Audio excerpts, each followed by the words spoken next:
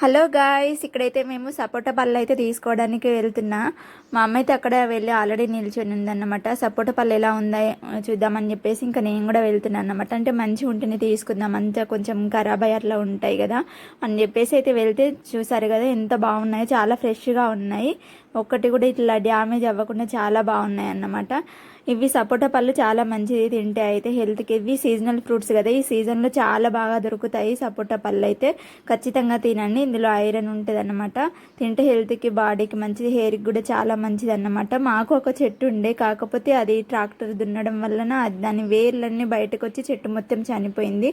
ఇంకొక చెట్టు అయితే పెట్టుకోవాలి, ఈ సంవత్సరంలో పెట్టుకోవాలి. లాస్ట్ ఇయర్ అది చెట్టు మొత్తం చనిపోయింది. ఇప్పుడు ఉండే ఫుల్ అసలు పళ్ళు అయ్యేవి. అది చిన్న చిన్నప్పటి నుంచే పూత అయితే చాలా బాగుంది. ఇక్కడ వచ్చేసి అంకుల్ డ్రెస్సెస్ అయితే చూపిస్తున్నారు, కానీ నేను డ్రెస్సెస్ అయితే ఏం తీసుకోలేదు. అవి చూడడానికి బాగానే ఉన్నాయి కానీ క్వాలిటీ అయితే అసలు బాగాలేవని తీసుకోలేదు. ఇంకా ఇంట్లోకి వచ్చి అయితే ఇంకా అంబలి అయితే తాగుతున్నాను నేను. సమ్మర్లో అయితే ఇది స్పెషల్ కదా అంబలి. మీరు ఎంతమంది తాగుతారో కామెంట్ చేయండి.